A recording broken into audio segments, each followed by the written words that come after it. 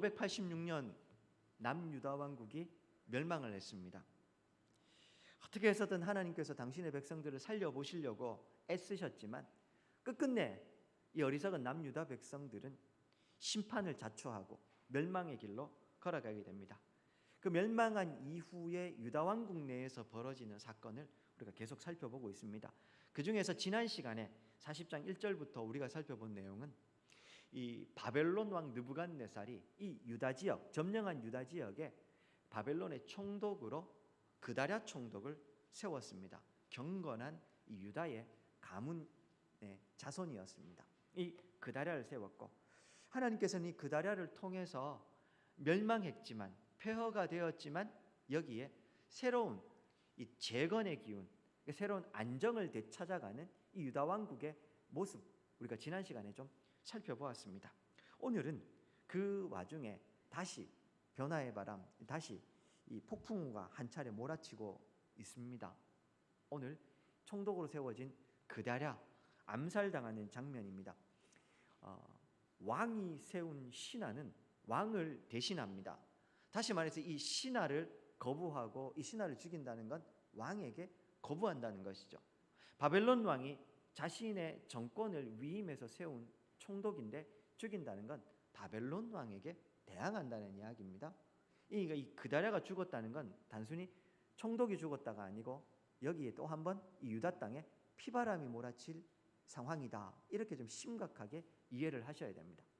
오늘 본문은 그런 상황이 어떻게 벌어지는지를 좀 나누고 있습니다. 먼저 40장 13절부터 16절까지 보시면 이 그다랴 총독을 죽이려고 하는 음모가 일어나고 있습니다. 13절 보십시오. 가랴의 아이들 요하난과 들에 있던 모든 군 지휘관들이 미스바에 사는 그다랴에게 이르러 14절 이르되 암몬 자손의 왕 바알리스가 네 생명을 뺏으려 하여 누구와 느다냐의 아들 이스마엘을 보낸 줄을 네가 아느냐. 그러자 아히감의 아들 이 그다랴 총독이 이 말을 믿지 않았다. 성경은 그렇게 이야기를 합니다. 이 그다랴가 총독이 세워지고 나서 이 예레미야 40장 8절에 보면 총독 아래로 패잔병들이죠. 여기저기 나라가 망하면서 뿔뿔이 흩어졌던 유다의 지휘관들과 신하들과 패잔병들 백성들이 이 미스바의 그다랴 총독의 이 아래로 모여들었었습니다. 그때 모여들었던 인물이 오늘 13절 14절에 등장하는 가랴의 아들 요하난도 있었고 또 느다냐의 아들 이스마엘도 있었습니다. 이 이름이 좀 계속해서 이상한 이름이 자꾸 등장을 하니까 좀 그러신데요. 이스마엘 정도만 오늘 좀 기억하시면 될 것 같습니다. 그런데 모든 사람들이 다 이 그다랴 총독을 지지한 게 아니었고 그 중에 이스마엘은 다른 뜻을 가지고 오늘 미스바로 왔습니다. 본문에 보시면은 이 이스마엘이 누구와요? 암몬 자손의 왕 바알리스와 결탁을 내서 유다 총독 그다랴를 죽이려고 한다는 첩보를 이 가랴의 아들 요하난이 입수를 한 겁니다. 그래서 그걸 총독에게 보고를 합니다. 문제는 총독이 이 이야기를 믿지를 않습니다. 특별히요, 이 암몬 왕이 왜 갑자기 여기서 등장하는가 의아하실 수 있는데 자막입니다. 예레미야 27장 2절부터 4절에 보시면 예레미야가 왕 앞에 가서 이 목에 이 멍에를 메고 나아갔던 사건을 아마 기억하실 겁니다. 자막입니다. 그 27장 2절에 보면 여호와께서 이와 같이 내게 말씀하시되 너는 줄과 멍에를 만들어 내 목에 걸고 유다 왕 시드기야를 보러 예살렘에 온 사신들의 손에도 그것을 주어 에돔 왕 모압 왕 그다음요 암몬 자손의 왕 두로 왕 시돈의 왕에게 보내며 그들에게 명령하여 그들의 주에게 말하게 하기를 만군의 여호와 이스라엘의 하나님께서 이와 같이 말씀하시되 너희는 너희의 주에게 이같이 전하라 하면서 무슨 메시지를 전했습니까? 바벨론에 대항하지 말라는 겁니다. 시드기야 왕이 다스리고 있던 이 유다에 그 주변에 있었던 두로와 시돈과 모압과 에돔과 암몬의 이 왕들이 이 신하들이 서로 모여가지고요 이 일종의 연합 세력을 이룬 겁니다. 동맹을 맺고서 어떤 동맹요? 반 바벨론 동맹. 바벨론 제국이 갑자기 이 남하 정책을 펴면서 내려오고 있으니까요. 이걸 막아서기 위해서 반 바벨론 동맹을 맺기 위해서 이 유다 왕실이 모인 겁니다. 이때 예레미야 선지자가 목에 멍에를 메고 또 멍에를 그 왕들에게 신하들에게 주면서 하나님께서 이 바벨론을 심판의 도구로 사용하셨으니 대적하면 안 된다. 반바벨론 동맹 안 된다. 이런 이야기를 했었습니다. 그때 반바벨론 동맹의 한 축이었던 암몬 자손의 왕도 있었습니다. 즉 다시 말해서 바벨론 제국과 적대 관계에 있었다 이 말입니다. 그러니 그가 보기에 바벨론 제국의 꼭두각시로 세워진 바벨론의 총독 그다랴 좋게 보일 리가 없었을 겁니다. 그래서 느다냐의 아들 이스마엘과 결탁을 해서 이 총독을 암살할 계획을 세웠다는 겁니다. 그런데 이 그다랴 총독은 이 소식을, 이 이야기를 믿지를 않습니다. 15절 보십시오. 심지어 요하난이 와서 혹시 모르니 제가 몰래 가서 이 이스마엘을 죽여버리겠습니다. 이렇게 이야기를 합니다. 다시 말씀드리지만 총독이 죽으면요 바벨론 왕이 가만히 있지 않을 겁니다. 다시 이 유다 땅에 피바람이 불 겁니다. 겨우 안정을 찾고 있는데 있을 수 없는 일 아닙니까? 그래서 그렇게 이야기를 합니다. 15절 보십시오. 가레야 아들 요하난이 미스바에서 그다랴에게 비밀이 말하 이르되 청하노니 비밀이 말합니다. 내가 가서 사람이 모르게 느다나의 아들 이스마엘을 죽이게 하라. 어찌하여 그가 네 생명을 빼앗게 하여 너에게 모인 모든 유다 사람을 흩어지게 하며 유다의 남은 자로 멸망을 당하게 하랴 하니라. 그러니까 그 위험을 감지하고 먼저 없애겠다. 16절 그러나 그다랴가 아이감의 아들 그다랴가 가랴의 아들 요하난의 이야기를 믿지 않습니다. 네가 이 일을 행하지 말 것이니라. 내가 이스마엘에게 대하여 한 말은 진정이 아니다 하면서 안 믿습니다. 그러니까 왜 안 믿었을까? 왜 안 믿었을까요? 유다는 멸망하기 직전까지요. 이 유다 왕실 내에 친애굽파, 친바벨론파, 하나 더 합치자면 친국내파, 자강론이죠. 우리 스스로 힘을 내서 외세를 물리치자 공존하고 있었습니다. 친애굽파가 득세해서 애굽에 붙었다가 바벨론에 지금 멸망을 한 것 아닙니까? 그런다고 해서 끝나지 않습니다. 서로 앙금이 남아 있었겠죠. 멸망했지만 친애굽파, 친바벨론파, 친국내파 서로 나누어져 있었던 총독으로 임명받은 이 그다랴는 특별히 경건한 가문의 사람, 저 요시야 왕 시대부터 하나님의 뜻을 받들어서 이 나라와 이 백성을 하나님 뜻에 합당하게 다스리고자 노력했던 사람. 그는 총독이 비록 바벨론의 총독이지만 이 유다 백성들을 하나로 모으고 그들을 새롭게 해야 될 아마 책임을 가지고 있었을 겁니다. 그런 마음에서 서로 갈라져 있는 이 사람들을 다 안아줄 마음이었던 것이죠. 그래서 다 포용을 했을 겁니다. 어지간한 반대는 예상했을 것이요. 그래서 당연히 총독으로서 감수해야 될 일 정도로 받아들였던 것 같습니다. 그래서 그런 이야기 하지만 믿지를 않고 듣지를 않습니다. 41장으로 넘어가시면 결국 사단이 납니다. 보십시오. 1절부터 3절, 41장 1절부터 3절. 일곱째 달에 왕의 종친 엘리사마의 손자 느다냐의 아들로서 왕의 장관인 이스마엘이 10사람과 함께 미스바로 가서 이 그다랴와 함께 식사를 합니다. 떡을 먹다가 2절 느다냐의 아들 이스마엘과 그와 함께 있던 10명의 사람들이 그다랴도 죽입니다. 3절에서는요. 그다랴뿐만 아니라 그다랴와 함께 다스리고 있었던 신하들도 죽이고 심지어 갈대아 군사 바벨론에서 파견된 군사들까지도 다 죽여버립니다. 이런 일이 일어납니다. 그럼 이제 또 하나 여기서 우리가 의문을 가질 수 있는, 아니 갑자기 이스마엘은 왜 갑자기 이 그다랴를 죽이려고 했을까? 누가 봐도 나라가 지금 안정을 되찾아서 많은 먹을 것들이 막 쌓이고 있는 상황이고 하나님이 복 주셔서 지금 모든 상황이 잘 풀리고 있는 상황인데 어째서 갑자기 이 이스마엘은 그다랴를, 총독 그다랴를 죽이려고 하는 것일까? 1절에 보시면 이스마엘에 대해서 본문은 우리가 그 이전까지 몰랐던 몇 가지 정보를 더 주고 있습니다. 1절 보십시오. 이스마엘이 어떤 사람입니까? 왕의 종친이라고 이야기하고 또 하나가요. 왕의 장관이라는 표현을 쓰고 있습니다. 즉 다시 말해서 유다가 멸망할 때 살아남은 다윗의 가문의 혈통 왕족이었다는 얘기. 왕족이었다. 그리고요. 시드기야 왕 치하에서 군대 장관, 이 장관이었으니까요, 군대 장관이었을 거라고 합니다. 아마 이 두 가지 직책을 가지고 있었던 사람. 제가 이전에 드린 설명들을 좀 상기해 보시면 유다 왕실은 일반적인 왕조와 좀 달랐습니다. 이 유다의 왕조는 하나님께서 다윗을 통해서 영원히 그 대를 이어갈 거라고 선언을 하신 것이었습니다. 물론 혈통이 아니긴 하지만 어쨌든 하나님께서 말씀하신 그 다윗의 후손들이 왕위를 이어가야 하는 겁니다. 그런 상황에서 이 총독 그다랴는 다윗의 혈통, 즉 왕족이 아닙니다. 자신은 왕족입니다.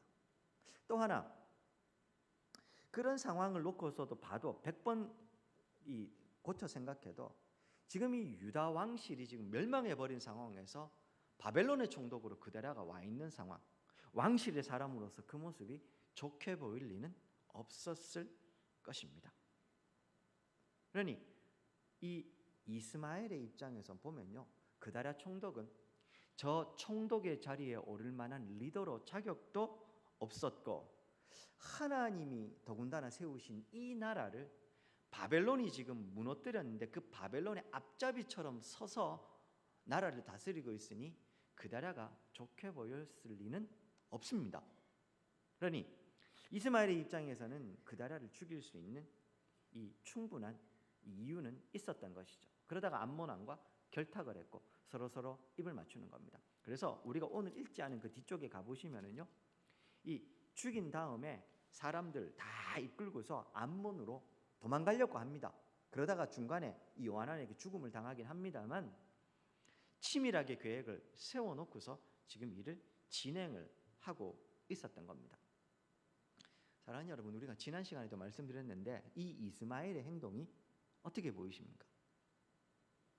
이게 일반적인 유다 백성들의 관점, 우리 일반적인 하나님의 뜻이라는 관점에서 보면 이스마엘의 행동은 정당하다고 볼 수 있습니다. 그 당시까지 이스라엘 사람들이 일반적으로 가지고 있었던 관점에서 왕은 오직 다윗의 혈통만이 가능했으니 이스마엘이 세워지는 게 맞지 그다랴는 자격이 없었습니다. 또 하나, 하나님의 뜻으로 봐서도요, 바벨론 제국이 어떤 제국입니까? 하나님의 나라였던 유다 왕국을 멸망시키고 예루살렘을 무너뜨리고 성전을 약탈한 즉 신성 모독한 적군이었습니다. 그러니 이렇게 저렇게 보더라도 이 바벨론에 협력하는 것은 명백하게 하나님의 뜻을 반대하는 것, 하나님의 뜻이 될 수 없는 상황입니다. 근데 제가 말씀드렸죠, 일반적으로는 그렇지만 요 상황에서만큼은, 남유다 왕국이 멸망하는 상황에서만큼은 예루살렘이 멸망하고 성전이 무너지고 바벨론이 그들을 다스리는 이것이 요때만큼은 하나님의 뜻이었다, 이런 말씀을 드렸습니다. 이 멸망 자체가 하나님의 뜻에 의해서 일어난 것 아닙니까? 그리고 하나님께서는 멸망당한 이후에도 바벨론에 대항하지 말고 때를 기다리면서 그곳에 있으라고 말씀하셨습니다. 70년 하나님이 정한 때가 되면 포로로 끌려갔던 사람들 보내게 될 것이요, 그들과 함께 다시 이 나라를 하나님이 세워갈 거라는 하나님의 뜻이 있었습니다. 명백한 하나님의 뜻이 있었죠. 자막입니다. 지난 시간에도 봤습니다만 예레미야 42장 10절과 11절에 보면 예레미야가 그래서 하나님의 뜻을 이렇게 전합니다. 너희가 이 땅에 눌러앉아 산다면 내가 너희를 세우고 헐지 아니하면, 누가? 하나님께서요. 너희를 심고 뽑지 아니하리니 이는 내가 너희에게 내린 재난에 대하여 뜻을 돌이키고, 또 11절 여호와의 말씀이니라. 너희는 너희가 두려워하는 바벨론의 왕을 겁내지 말라. 내가 너희와 함께 있어 너희를 구원하며 그의 손에서 너희를 건지리니 두려워하지 말라. 그 통치 가운데 있으면 내가 너희를 거기에 심고 너희가 거기서 잘 안전히 살 수 있도록 보장하겠다는 겁니다. 그러니 바벨론의 통치, 바벨론 왕을 두려워할 필요가 없다, 하나님께서 명시적으로 말씀을 해주셨습니다. 그럼에도 불구하고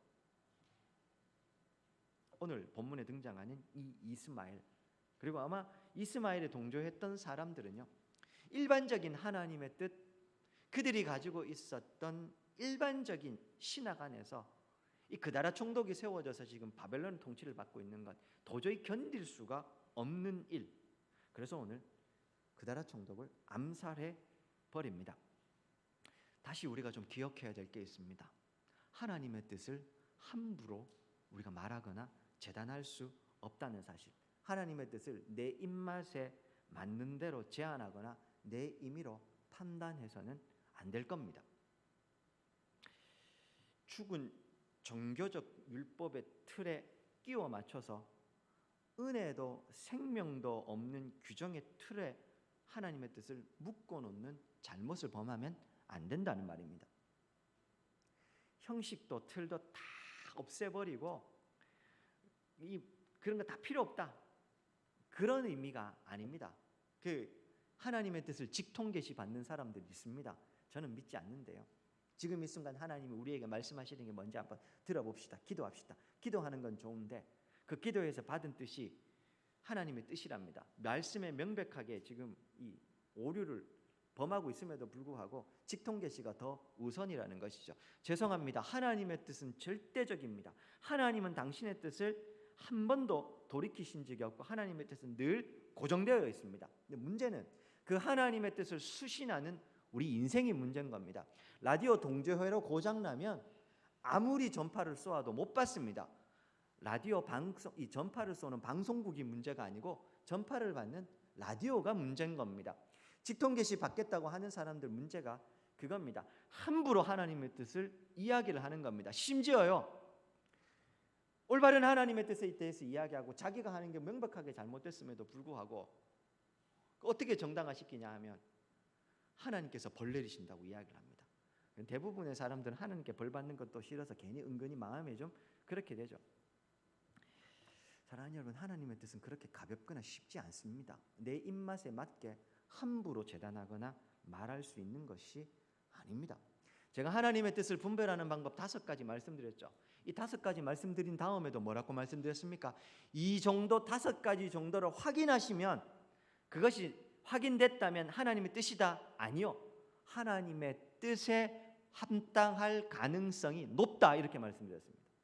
그만큼 타락한 인간, 죄의 영향이 인간에게 심각하게 미쳤고 우리는 하나님의 뜻을 함부로 알 수 없는 겁니다. 늘 깨어 근신하지 않으면 언제든지 오류를 범할 수 있는 게 인생이라는 말입니다. 하나님의 뜻은 절대적이라고 말씀드렸습니다. 그 문제가 뭘까요? 이런 말씀 씁니다. 성경인 이 텍스트, 하나님의 뜻 바뀌지 않습니다.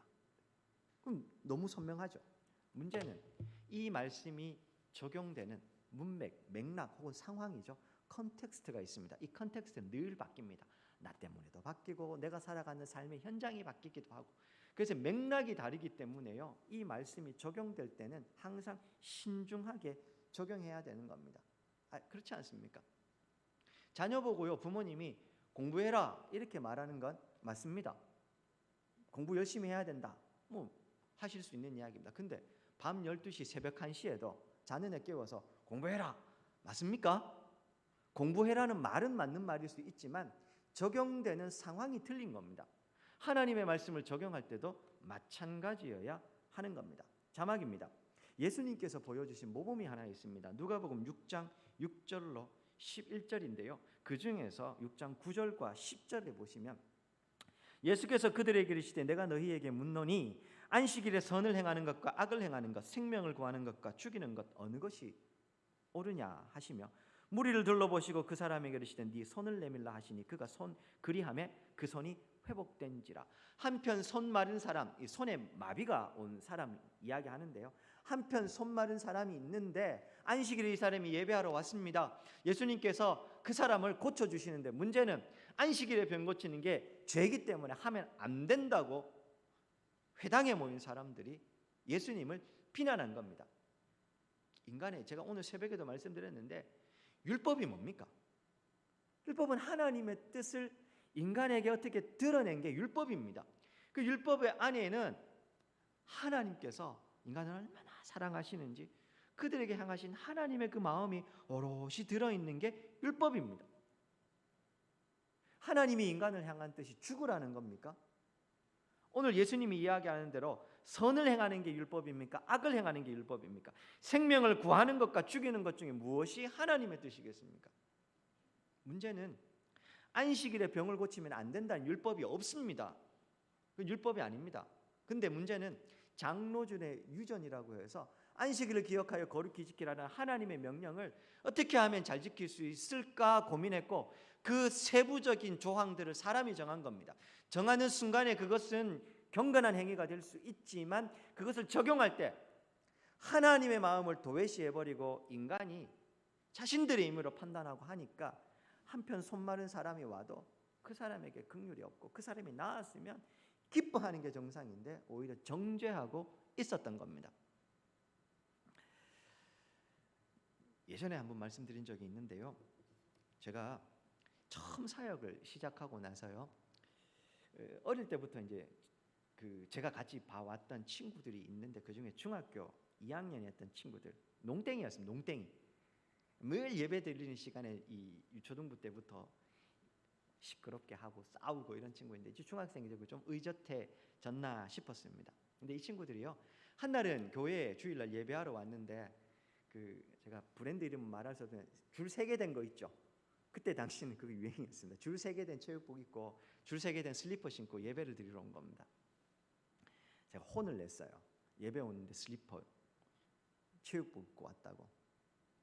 근데 알고 봤더니요, 나중에 그 어머니께서 오셔서 하시는 이야기가 뭔지 압니까? 새로 산 체육복이고 새로 산 슬리퍼래요. 더 많이 주고 이제 나름대로, 그래서 하나님께 먼저 신고하겠다고, 나름대로 이제 은혜를 받아서 신고하겠다고 새 거 그렇게 입고 온 겁니다. 제가요 불러놓고 미안하다 했습니다. 제가 평생의 교훈으로 삼고 있습니다. 그렇죠? 예배 드릴 때 원래는 슬리퍼 신고 오면 안 되고, 우리 웬만하면 우리 그렇게 하지 말라고 이야기하지 않습니까? 근데 그 친구들에게 그날 그 체육복과 슬리퍼는 하나님 앞에 최고의 영광과 같이 정성을 드리는 자세였던 것이죠. 그렇지 않습니까?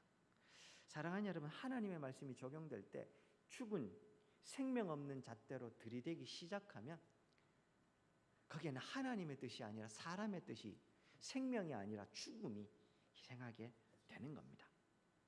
오늘 이 이스마엘도 일반적인 하나님의 뜻 관점, 신학의 관점에서 보면 그다라는 죽어야 마땅했습니다. 그러나 우리가 계속해서 예레미야서 말씀 앞에서부터 보는 말씀 가운데 하시는 이야기는 지금 이 그다라 총독과 바벨론의 지배가 하나님의 뜻인 겁니다. 그럼 받아들여야 했던 것이, 하나님은 그것을 통해서 그들을 거기서 인큐베이팅 하시는 걸 잘 키워서 70년이 타면 포로들을 보내서 같이 이 나라를 다시 재건하고 그들을 새롭게 회복하겠다. 그게 하나님의 뜻이었다는 겁니다. 이어지는 4절부터 7절에 보면요, 또 하나 열매로 안다고 했죠.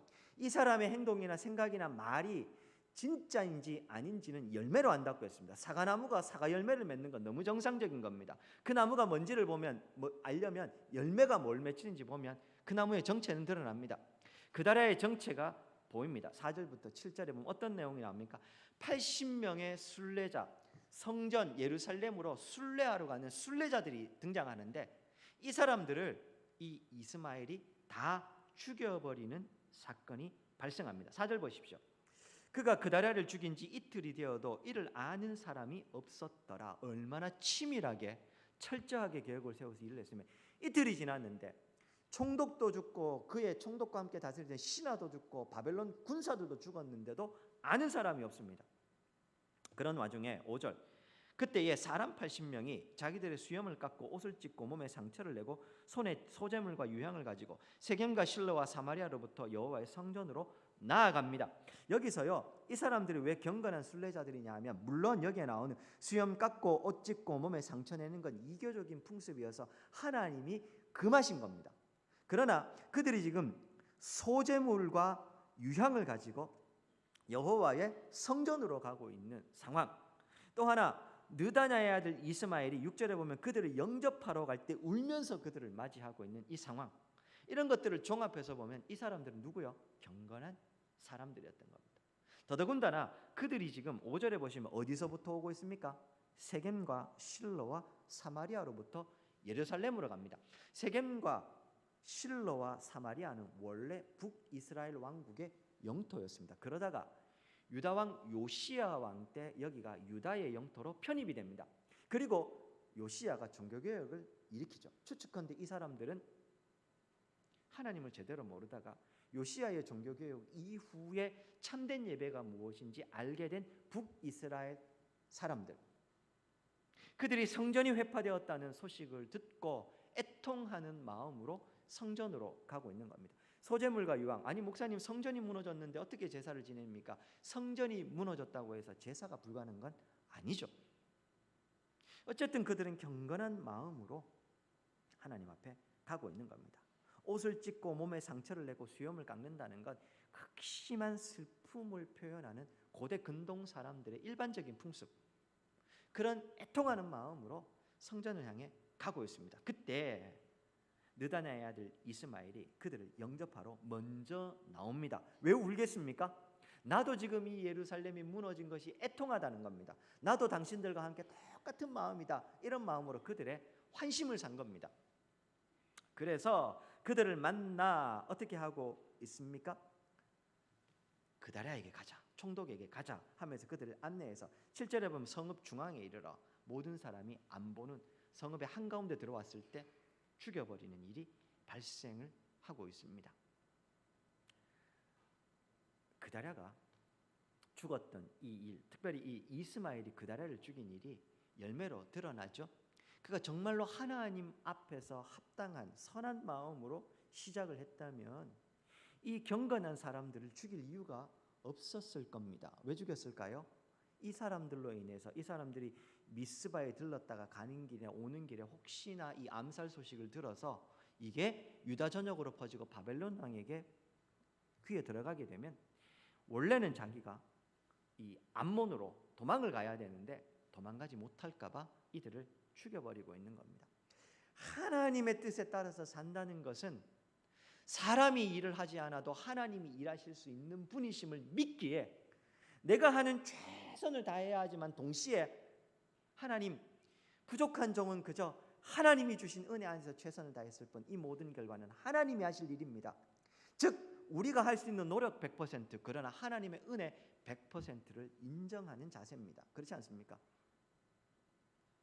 오늘 이스마엘은 그렇게 하지 못하고 그래서 이 순례자들을 죽여버립니다. 더더군다나요 8절과 9절에 보시면은 10사람이 우리가 식량을 숨겨놓은 게 있다, 이건 주겠다, 뇌물을 받은 겁니다. 그러자 그 사람들은 또 살려줘요. 탐욕에 찌들어 있는 겁니다. 여기 식량이 땅에 묻어뒀다, 이게 기름과 꿀을, 밀과 보리와 기름과 꿀을 밭에 감추었다, 이게 무슨 말이냐 하냐, 사회 안전망이 제대로 갖춰지지 않았던 당시에는요 이 먼 길 떠나는 사람들이 그 왕복해서 먹어야 될 양식이나 이 여비를 준비해 갈 거 아닙니까? 가져가다가 중간에 도적 만나면 어떡합니까? 그래서 중간쯤 얻어 약속된 장소에다가 땅에다 그걸 묻어두는 겁니다. 그래서 그 예루살렘까지 간다면 갔다가 돌아오는 길에 요걸 파내가지고 돌아가는 식량과 여비로 사용했던 겁니다. 이 치안이 부재였던 시대였기 때문에 일반적인 당시의 여행법이었습니다. 근데 지금 그걸 당신한테 주겠다 하니까 이 사람들은 또 살려주고 있네요. 이스마엘은 자기 스스로는 어쩌면 하나님의 뜻을 행한다고 이야기했을 수 있습니다. 자기의 의에 빠져 있었으면 있을 수 있어도 그는 명백하게 하나님의 뜻에 어긋나는 일을 하고 있습니다. 가끔 말씀드립니다만 우리가 하나님의 나라와 의를 구한다는 목적이 선합니까? 그렇다면 그 목적을 향해서 가는 과정도 선해야 합니다. 그 일을 이루기 위해서 사용하는 수단도 정결해야 됩니다. 하나님의 허락을 득해야 한다는 사실입니다. 근데 안타깝게도 목적이 선하면 어떤 방법을, 수단과 방법 가리지 않고 우리가 그 일을 해도 된다, 혹은 과정은 좀 잘못돼도 결과가 좋게 드러났으니까 하나님 영광 받으시니까 그만이다 하시는 경우가 있습니다. 부당한 소득을 가지고 헌금 많이 하면 하나님이 그거 받아주시겠습니까? 하나님이 돈이 없으십니까? 하나님의 사업은 그렇게 하는 것이 아닙니다. 과부의 두 렙도 아무리 적은 것이어도 마음을 다해서 드리는 것을 기뻐 받으시는 게 하나님이십니다. 우리가 하나님을 너무 오해한 것이죠. 정말로 하나님을 믿는다면 내가 부당하게 이익을 취해서 어떤 사람들을 속이거나 어떤 사람들을 손해보게 해놓고서 그렇게 취한 이득으로 헌금 많이 했으니 하나님의 일을 이루었다라고 생각하는 것, 너무너무 비성경적인 모습인 것입니다. 말씀을 좀 맺겠습니다. 사랑하는 여러분, 오늘 우리가 좀 두 가지를 좀 기억해야 할 것 같습니다. 이 유다에 하나님께서 새로운 이 희망의 기운을 불어넣고 있는 중이었습니다. 바벨론의 통치 아래에서 바벨론의 총족 그다라를 통해서 일반적이면 있을 수 없는 일입니다. 그러나 그건 명백한 하나님의 뜻이 맞았습니다. 하나님은 틀림없이 그곳에서 당신의 백성들을 다시 새롭게 하실 것이며 70년이 차면 포로들을 돌이키셔서 그 나라를 회복하실 거라고 이미 예레미야서에서 말씀을 하셨습니다. 사랑하는 여러분, 우리가 정말 생명을 얻고 능력을 얻는 길은 하나님이 우리에게 말씀하신 그 말씀 그대로 살아가는 겁니다. 하나님의 말씀 안에 생명이 있고 능력이 있습니다. 지난 사경의 시간에 이 평양 대부흥 운동을 통해서 우리나라 사회 전반에 일어났던 변화들에 대해서 말씀을 드린 적이 있습니다. 교회가 말씀 앞에 올바로 서면 바뀌는 겁니다. 세상이 바뀌는 겁니다. 교회가 은혜를 받는 것도 사경에 조사할 사자의 글경자 성경 공부하는 겁니다. 막 우리가 막 감정을 불러일으키고 막 나가서 전합시다. 안 그래도 하나님의 말씀이 정직하게 가르쳐지고 그것을 성도가 듣고 거기에 반응을 하면 교회는 바뀝니다. 교회가 바뀌면 세상도 바뀝니다. 종교개혁의 시대와 대부흥의 시대만 그랬던 게 아니라 오늘 이 시대에도 이 원리는 여전히 하나님의 뜻으로 정당합니다.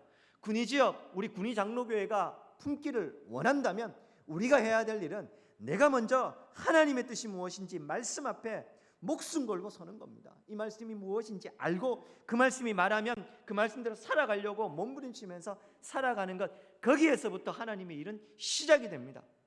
그렇게 성도가 변하고 교회가 변하면 자연스럽게 군의를 바꾸는 일들도 하나님이 하실 겁니다. 하나님의 손이 짧아지지 않았는데 왜 우리가 하나님보다 앞장서서 무언가 해야 된다고 생각하는지 모르겠습니다. 말씀에 기반이 없으면서 무턱대고 앞장서서 일만 하겠다고 하는 것 위험합니다. 사람의 열심은 항상 이 잘못된 방향으로 가기 때문에 그런 겁니다. 아무것도 하지 말라는 겁니까? 말씀 앞에 한번 정직하게 서 보십시오. 기도만 어떻게 합니까? 라는 분들은 기도를 안 해보신 분들입니다. 진짜 기도만 한번 해보십시오. 진짜 말씀이 그러한지 하나님 내게 가르쳐 주십시오. 깨닫게 해주십시오. 읽어보십시오. 말씀이 능력이 없는지, 기도만 하게 되는지, 내 속에 성령께서 계셔서 깨달아진 말씀을 실천하지 않고는 견딜 수 없게 만들 겁니다. 기도만 한번 해보십시오. 기도하면 하나님께서, 성령께서 나로 하여금 움직이지 않으면 안 되게 만드십니다. 기도 안 해본 사람들, 말씀이 진짜 그 말씀인지를 알아보지 않은 사람들이 어떻게 말씀만 보고 있냐, 어떻게 기도만 하냐는 이야기를 하는 겁니다. 정말 기도하는 사람, 정말 말씀 보는 사람은 그렇게 얘기 안 합니다. 두 번째, 하나님의 일을 함에 있어서 수단도 정결해야 됩니다. 과정도 정결해야 됩니다. 뭐로 가도 서울만 가면 됩니까?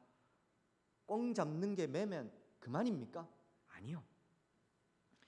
전도하기 위해서 수단과 방법을 가리지 않아도 됩니까? 그래프 만들어 놓고 무슨 보험회사도 아니고 상품 걸어 놓고 심지어 차도 걸어 놓습니다. 전도를 위해서 수단과 방법을 가리지 않아야 된다는 건 도대체 어디에서 온 것인지 모르겠습니다. 우리가 하나님의 뜻을 이루겠다는 그 거룩한 목표가 있다면, 그것이 하나님을 위한 거라면 하나님이 그 사용되는 수단과 방법들도 거룩해야 된다고 그것까지 안 보시겠습니까? 자녀들이 부모를 기쁘게 하기 위해서 수단과 방법 가리지 않고 아무거나 막 해서 부모님 기쁘시다고 하면 그거 기뻐할 부모가 여기 어디에 있습니까? 그런데 어째서 우리는 하나님 앞에서 목적이 선하다고 수단도 방법도 마음대로 하려고 합니까? 찬양대 말씀을 좀 드려야 될 것 같은데요. 하나님께 영광을 돌리기 위해서 오케스트라로 예배드리는 것 할 수 있으면 가능합니다. 그런데 그 오케스트라에 하나님을 찬양하는 게 뭔지 모르는 사람들 돈 주고 사가지고 와서 앉혀서 그것이 진짜 찬양이 맞습니까? 보기에 그럴듯해 보일 수 있고 그것이 우리의 감정을 고양시킬 수는 있지만 그것이 하나님의 영광과 무슨 상관이란 말입니까? 그것이 하나님의 영광을 드러내는 일과 무슨 상관이란 말입니까? 아침에 떠오르는 태양을 보셨습니까? 지저귀는 새소리를 들어보셨습니까? 천지 만물을 지으신 만물의 주인이 하나님이십니다. 하나님 당신이 지으신 자연이 인간이 만든 오케스트라와는 비교할 수 없는 장엄한 소리로 장엄한 모습으로 하나님을 드러내고 찬양합니다. 근데 겨우 우리가 만들어 놓은 찬양대와 이 오케스트라를 가지고 하나님께 영광이라고요? 누구의 영광을 말하는 겁니까? 교회의 일을 위해서, 교회의 유익을 위해서 수단과 방법을 가리지 않습니다. 교회의 유력한 사람을 통해서, 뒷길을 통해서 압력을 행사하고 지역사회에 영향력을 행사해서 그 교회에 어떤 일을 이루어 나갑니다. 로비하는 거죠. 저는 받아들일 수 없고 우리 군의 장로교회 그런 교회 아닙니다. 혹시나 그런 일 생각하셨다면 아예 입 밖에 내지도 마십시오. 그런 의미에서 다시 말씀드리는데 올해 우리가 선거를 많이 앞두고 있지 않습니까? 혹시나 선거 관련해서 일을 하시는 분들이 계시면 빨리 가서 말씀해 주십시오. 그냥 예배드리러 오라 하십시오.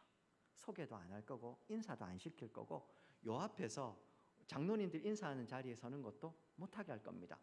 몇 해 전에 그렇게 했다가 그분이 얼굴을 붉히시더라고요. 얼굴이 붉혀도 제가 할 겁니다. 근데 저랑 그분이 얼굴을 붉히셔서 좋을 게 뭐가 있습니까? 말씀하십시오. 선거운동 피곤하시지 않습니까? 잠깐 여기 오셔서 하나님 예배하러 오시라고. 혹시나 인사를 목적으로 하신다면 우리 교회 그런 거 없으니 딴 교회 가시라고. 그 시간 아까우시니까 그리 말씀해 주십시오. 저는 그렇게 해서 교회가 영향력이 있어지고 세상 사람들 앞에 이렇게 막 칭송받는 거 원치 않습니다. 하나님의 영광과 하등 상관없기 때문에 그런 겁니다. 정말로 하나님의 백성의 존귀함을 알고 교회의 영광이 무엇인지 안다면 성도가 그런 일을 할 수가 없습니다. 오늘 우리가 하나님의 이 나라와 의를 구하는 부르심의 자리에서 하나님의 나라를 세워가는 교회로 서고자 합니다. 어떻게 서야 될지 저도 사실은 현실의 벽에 부닥칠 때마다 마음이 막막해질 때가 있습니다. 그래서 말씀드렸지 않습니까? 이 군의에 온 지 6년 차 접어드는 제가 요즘 새벽에 기도 제목이 하나님 제가 끝까지 진실하게 변절하지 않고 이 길을 한 걸음 한 걸음 성실하게 걸어갈 수 있게 도와주십시오. 왜요? 하면서 한계를 느낄 때가 너무 많기 때문입니다. 이렇게 하면 안 되려나? 이렇게 하면 되려나? 부닥칠 때마다 장애물 부닥칠 때마다 저도 마음이 약해지고 이거 아닌가? 틀렸나? 의심이 들고 좀 다르게 해볼까? 생각이 들 때도 있고요. 내가 너무 하나님의 뜻만 고집스럽게 이야기하는 것 아닌가? 그런 생각 들 때가 있습니다. 근데 그러다가도요. 다시 말씀 가운데 마음을 붙잡는 거. 우리 장로님들 말씀 나누다가 장로님들께서 저한테 하나님의 뜻에 대해서 더 선명하게 말씀을 하셔서요. 매번 그래서 다시 정신 차립니다.